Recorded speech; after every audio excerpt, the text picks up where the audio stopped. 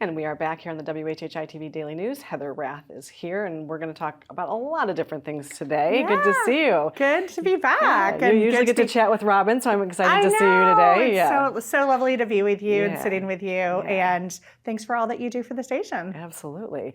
So we're going to just talk a little bit about some summer fun stuff before we jump into... So our family's been out of town. We've been traveling. I had to do our last segment, Zoom from Hawaii, but we're back and we're full into summer swing before school starts. Yes. And I'm so excited. The kids right now are in these great fun camps. My littlest, my 9-year-old, who's going to be going into 4th grade, is at the Gullah Museum camp this week. That's arranged by Dr. Cohen and Linda Ferguson, and it's all immersive, everything Gullah experiences. I love that. I know. That's so cool. Is he having a blast? Oh my gosh, he is having the best time. Learned about indigo, painted oyster shells as Christmas tree decorations, and then also he learned how they used to iron back in the day with wood and water. Wow. Yeah. Cool. So, I mean, just a really cool experience. And then my 10-year-old, Hale, is going to be going to the Beaufort County Junior Deputy Academy with the Sheriff's Office next week. Yeah, so cool. These things are really fun and engaging, and it's so great to see the kids just really interacting with our community. Absolutely. And I know there was like a girls firefighter camp too. So I mean, all kinds of great things going on. I know, and I love that camp. I think that it's so cool to get women or young girls involved in firefighting. So absolutely, it's perfect. Sure. Yeah.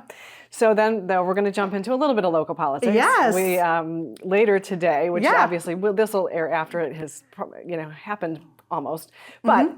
Some things that you are expecting to come out of the town council meeting today. Yeah, so we have town council here on Hilton Head Island this afternoon. I will be there front and center.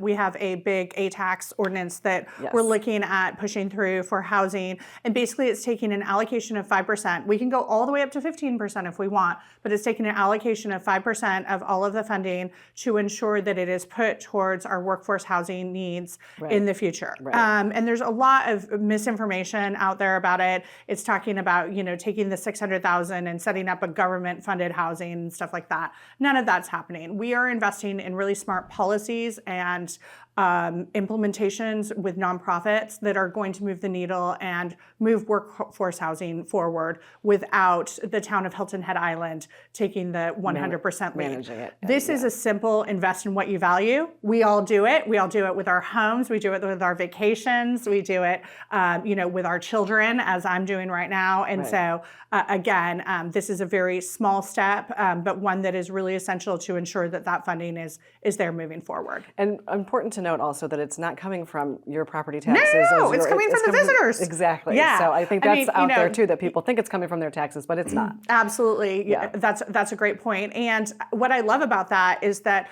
if the visitors are the ones that are creating a strain on our workforce because they need restaurants or they need to go to the theater, or they want to do those things. They want to do the things that you and I experience here on the island. Well, then they should have a hand in paying for it as well. Yeah. Agreed. And so only a minute and a half left. We're going to do a second segment, so we have more to come. But I know you wanted to talk just quickly about the LMO changes, moratorium. So we have the LMO changes that are coming today. And then the biggest thing that I'm looking at from today's meeting is the approval of the strategic action plan with all the strategies and tactics that are associated with that. For those of you for the people that have been watching my segment every month, I really put an emphasis on getting involved and going to the meetings and participating in the process. Back in February, we had a 2-day strategic action workshop. Out of that, it produced this document, and they do this every year, this document where it actually implements what those planning mechanisms are, right? So we all know about a document and a plan being put on the shelf. This is not that. This is actual strategies and tactics that Town Manager Orlando and his staff can utilize to move this plan forward. So we're approving that today, and that should sail through no problem. One of the things that has come up, though, and it's something that we all want to watch, is that there's a lot of conversation around moratorium happening, especially revolving timeshares and short-term rentals. And so that's something that we want to watch and make sure that there's involvement in.